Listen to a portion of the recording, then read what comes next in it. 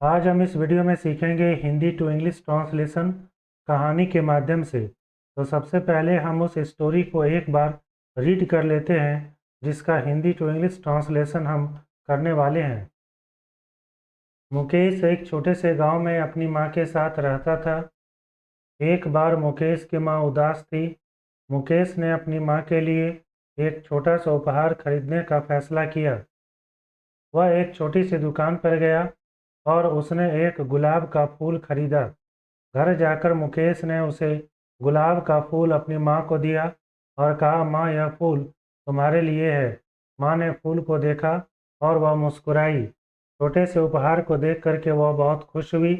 मुकेश ने पूछा, माँ, तुम इतनी खुश क्यों हो? माँ ने कहा, बेटा, तुम्हारा यह छोटा सा उपहार मुझे बहुत खुशी देता है। यह तुम्हारे प्यार की याद भी दिलाता है। मुकेश की आंखें भर आई। उसने अपनी माँ को गले से लगाया और कहा, मैं भी तुमसे बहुत प्यार करता हूँ। कहानी का संदेश, छोटा उपहार भी बड़ा प्यार दिखा सकता है। तो अब हम इस हिंदी स्टोरी को इंग्लिश में ट्रांसलेट करेंगे और वो भी लाइन बाय लाइन। अगर आप इस स्टोरी को इंग्लिश में ट्रांसलेट करना जानते हैं तो फिर आप खुद से भी कर सकते हैं और इंग्लिश सीख सकते हैं। मुकेश एक छोटे से गांव में अपनी मां के साथ रहता था। Mukesh lived with his mother in a small village. Mukesh lived यानी कि मुकेश रहता था विथ हिज मदर अपनी मां के साथ इन अ स्मॉल विलेज एक छोटे से गांव में। एक बार मुकेश की माँ उदास थी। Once Mukesh mother was sad. एक बार क्या होता है कि मुकेश की माँ उदास थी। Once Mukesh mother was sad. Mukesh ने अपनी माँ के लिए एक छोटा सा उपहार खरीदने का फैसला किया।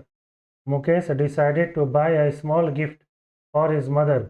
मुकेश डिसाइडेड यानी कि मुकेश ने फैसला किया टू बाय खरीदने का स्मॉल गिफ्ट छोटा सा गिफ्ट फॉर हिज मदर यानी कि अपनी माँ के लिए। वह एक छोटी सी दुकान पर गया और उसने एक गुलाब का फूल खरीदा। He went to a small shop and bought a rose. वह एक छोटे से दुकान पे गया। He went वह गया to a small shop छोटे से दुकान के पास and bought a rose और एक रोज को खरीदा यानी कि गुलाब के फूल को खरीदा।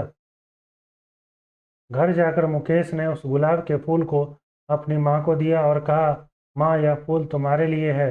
After going home after going home यानी कि घर जाकर Mukesh gave the rose.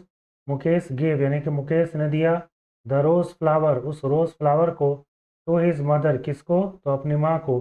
And said mother और माँ से कहा, this flower is for you. ये जो फ्लावर है ये तुम्हारे लिए है।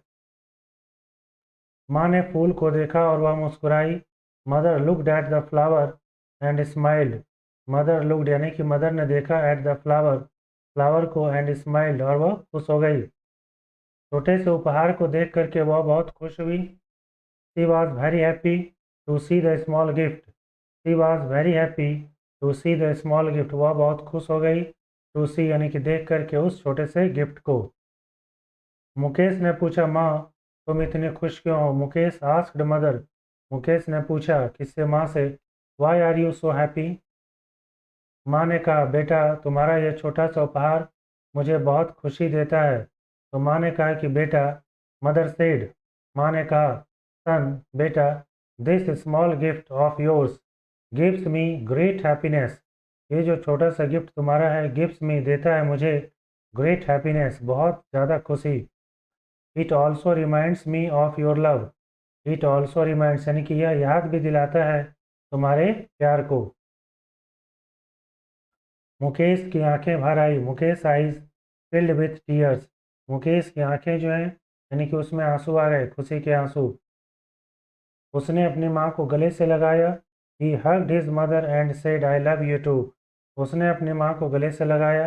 ही hugged his mother and said और कहा, आई लव यू टू, मैं भी तुमसे बहुत प्यार करता हूँ।